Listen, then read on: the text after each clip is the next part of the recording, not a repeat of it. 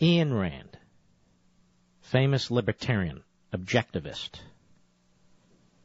You don't have to agree with everything about her life and her writings, and I don't. But in my humble opinion, when she was right, she was damn good. Ayn Rand, and we want to thank AppealToHeaven.com for helping to dig out these quotes. Socialism is the doctrine that man has no right to exist for his own sake, that his life and his work do not belong to him, but belong to society, that the only justification of his existence is his service to society, and that society may dispose of him in any way it pleases for the sake of whatever it deems to be in its own tribal collective good. From the New Intellectual. More Ayn Rand. The essential characteristic of socialism is the denial of individual property rights.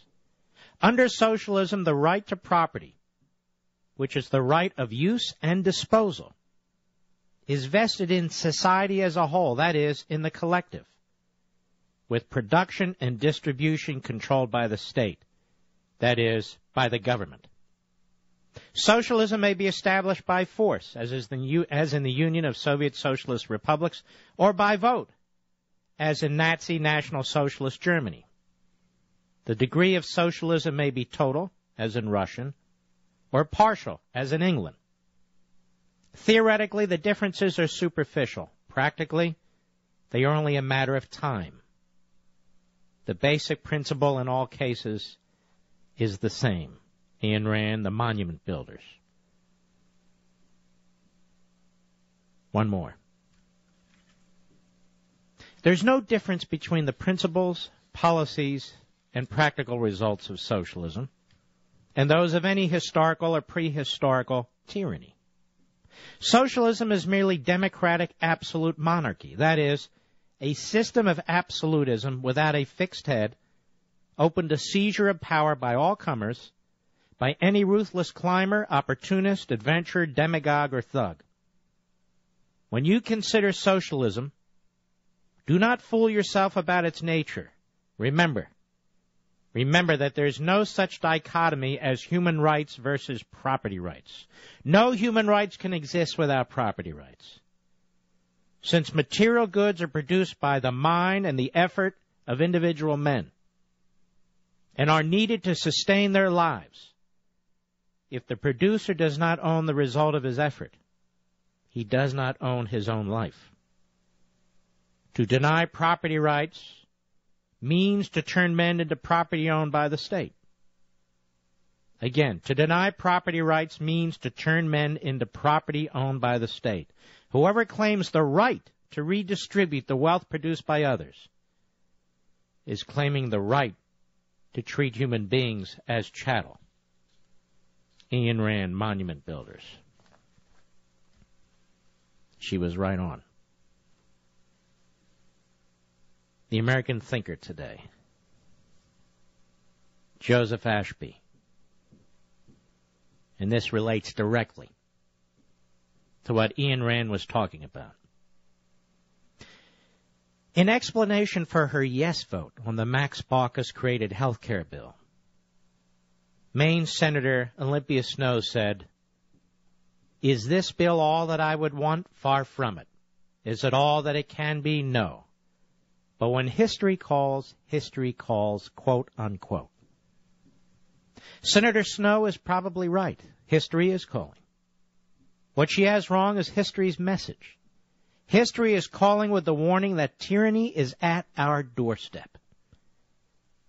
The tyranny that threatens us is not the same brand as the violent police states of the 20th century. Tyranny in America will look more like the misguided utopianism, phrases I use, by the way, in Liberty and Tyranny, the misguided utopianism that has taken England from being the greatest, freest nation on earth to the frail remains of a world power it is today.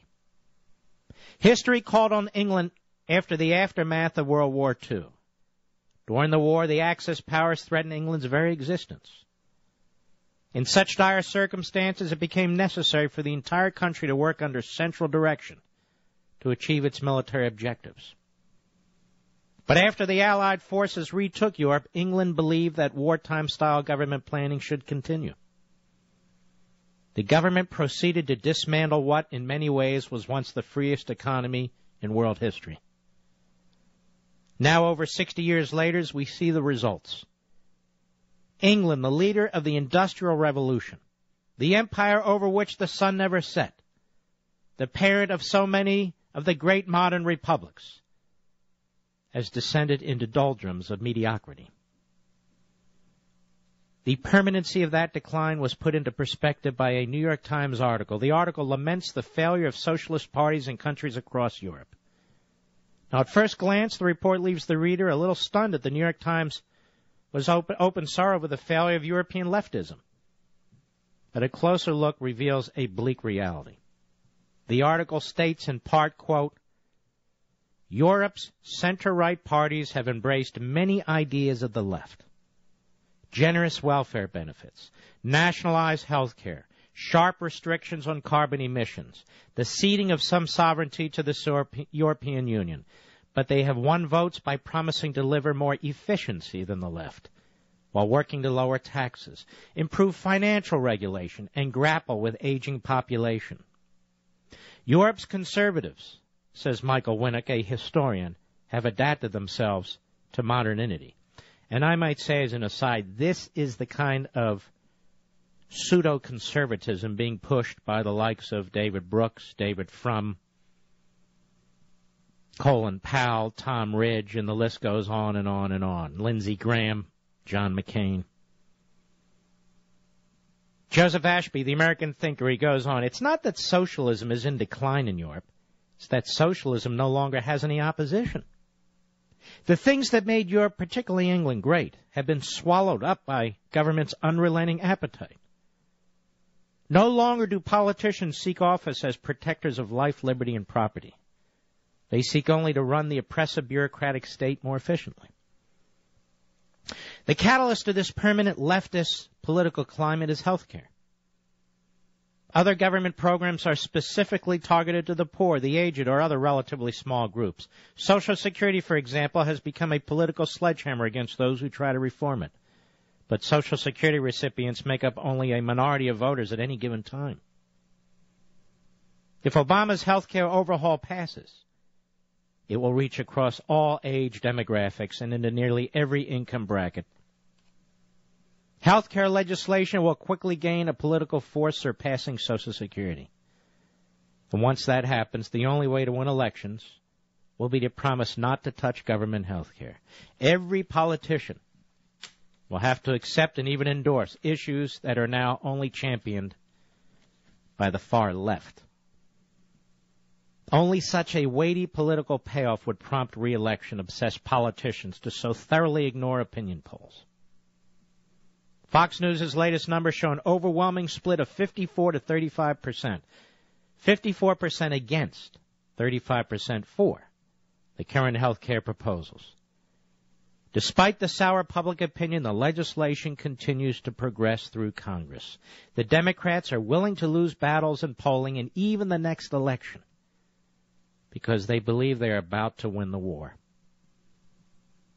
The history-calling Senator Snowe agrees. If health care passes, it will not represent the beginning of the end.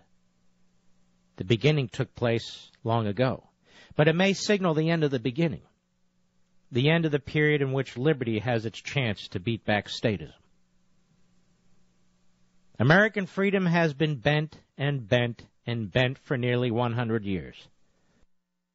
Like post-World War II socialization of England, health care may prove to be America's breaking point.